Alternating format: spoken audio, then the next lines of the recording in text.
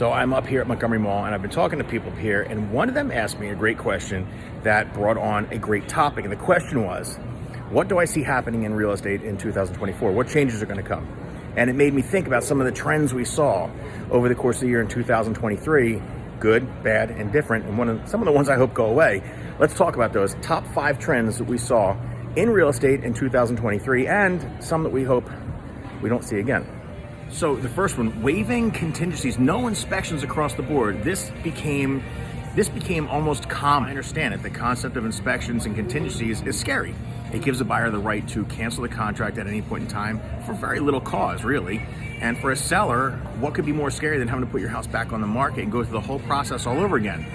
But for the greater good of the market itself, having contingencies in place so that the person buying has a little bit of peace of mind, the person selling gets a little bit of peace of mind, they're both on an even playing field. Full disclosure is always a good thing. And this is the first one that I hope in 2024, I hope we get rid of the concept of no inspections. Doesn't look good so far, but hopefully the market will come back around. Number 2 is the transfer taxes. Transfer taxes used to be split evenly. At least in the deals I did here in PA, they were split evenly between the buyer and the seller. And usually in most counties, it was 1% each. In 2023, what we started to see was buyers are trying to find a way to sweeten their offer. And a lot of times that sweetening would come in the form of transfer taxes because it was easy. I can offer you X amount of dollars for your house. It's only going to get so much on the appraisal, but I'll throw in the transfer taxes so you don't have to pay your taxes and that money goes straight to your pocket because realtors do not get paid on taxes. So it was a win-win. I hope we go back to the even 50-50 system where everybody covers their own costs. The appraisal gap, number 3. This is a huge one because houses were selling for such a high metric last year in 23 that the gap was sometimes as high as, well, I'll say the highest one I saw myself was $100,000. The gap, not the cost of the house, the difference between what the bank appraised it for and what the person was offering to pay. And they paid the entire $100,000 on top of the cost of the house. That 100 had to come in cash because they could not mortgage it. It didn't appraise. So this is one that I really hope, for the sake of you buyers out there, I genuinely hope the appraisal gap covers go away because it's hard to come up with enough money. If you're a buyer, especially a first-time buyer, it's hard enough to come up with the money for your down payment, to cover your costs, but now to have to cover an appraisal gap on top of that, that's extremely scary. And then God forbid something happens with the house when you move in. If you've put an extra $50,000 down just to get the house, how much cash can you really have left when you move in? So it's a very scary thing, and it's another big one that I hope we get rid of in 2024. Now, the refusal of escalation agreements, number 4. So this is another interesting one that kicked up in 2023, and basically it was that sellers were no longer accepting escalation clauses on their houses. They basically came back and said, listen, give me your number 1 best offer, the highest you're willing to go, and I'll consider it.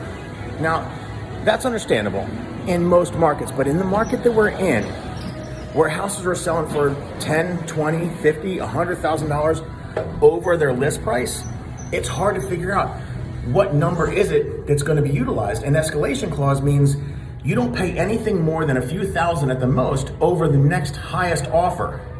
Without an escalation clause, you could end up offering way over and greatly overpay for the house. So not having an escalation clause, not such a good thing. Another trend, it's cold out. Another trend that I really hope goes away. Okay, number 5, free rent back. Now this one realtors brought on ourselves because we were out doing what we do, trying to find buyers and sellers, put them together.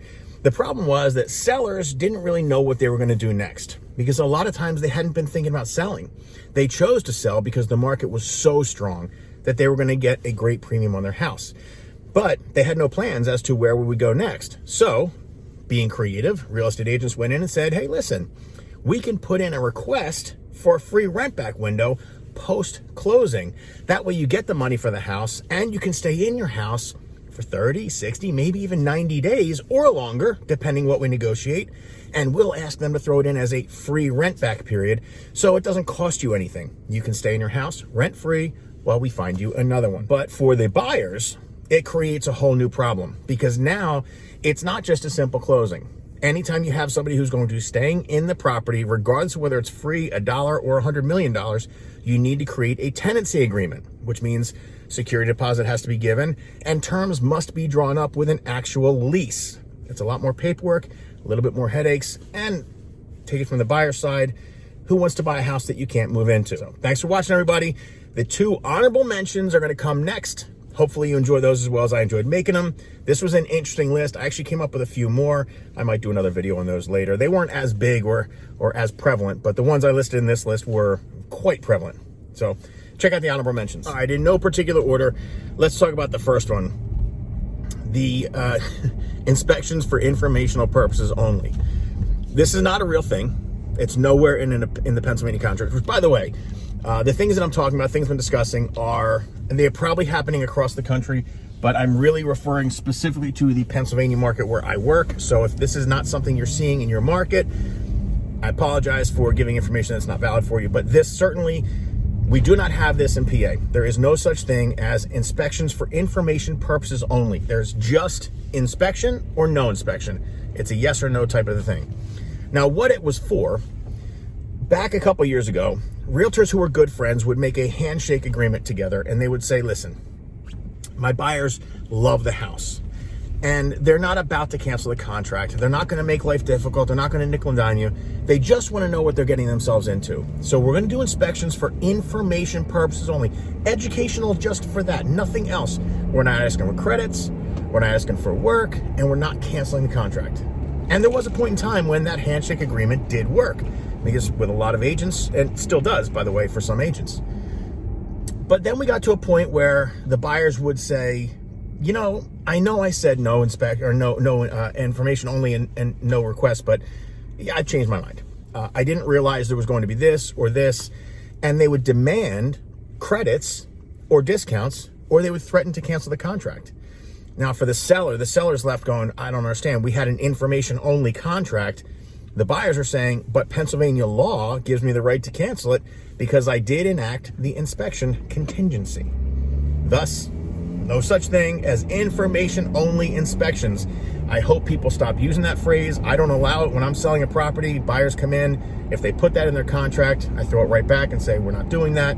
Now, the one caveat here.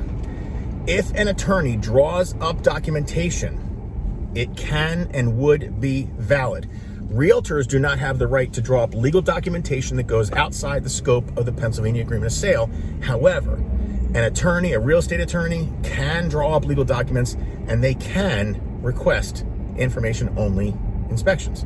They just have to make sure the scope of the inspections is clearly drawn up. All right, the suitable housing contingency, the final honorable mention. And honorable mention, I'm using the term very loosely, by the way. The final one of the trends that I hope we get rid of. Number one, it's not a real thing. There's no place in the contracts that says suitable housing contingency required. Now, you can, as we had with the last one, you can have an attorney draw up the legal documents for everybody to sign, and then it would be up to the buyer and seller whether or not they choose to sign it or not. But in the current contract, there is no such thing as suitable housing. Now, suitable housing, what that essentially was realtors getting a little bit creative again. Now, sellers were coming to us and saying, I don't know where I'm going to go. I don't even know that I want to go. I just think that if you can sell my house for this, I might consider it as long as I can find a place that's good enough afterwards. Thus, the terminology suitable housing contingency. So realtors would put that in and would essentially say to the buyers, look, my seller is on point, ready to go, and they appreciate your offer. However, if we're unable to find suitable housing, we will cancel the contract. Now, for a buyer, that's scary. That's a horrible thing because it's typically a 30, 60, or 90-day close on those. Not always, but typically. And essentially what it means is that 90 days from now, if that seller comes back to you and says, you know what, we looked all over, we couldn't find suitable housing. We're unable to find something that we love, so we're gonna stay here and we're not gonna sell the house anymore. If you're the buyer, yes, you get your deposit back.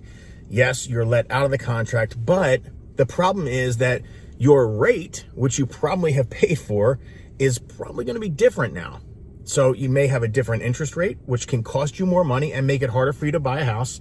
And with the way the house prices are rising, you could be in an entirely different market 3 or 4 months from the day you made the offer until the day you find out that the sellers are no longer going to continue with the contract. So it can create some very big problems, which is why you have to get an attorney involved. The attorney draws up the suitable housing contingency documentation All parties sign it, but the attorney has to be very specific. For example, suitable housing can mean one thing to one person, another to another. They've got to be very specific. What exactly is suitable housing? What exactly is the time frame with which you have to locate suitable housing? And what are the repercussions if you don't, or if you do? So that's the honorable mentions. Hope you guys enjoyed the video. 2024 is going to shake out to be an incredible year, and I can't wait to see what happens. Let's do it together. If you have any questions, give me a call. Thanks for watching, everybody. See ya.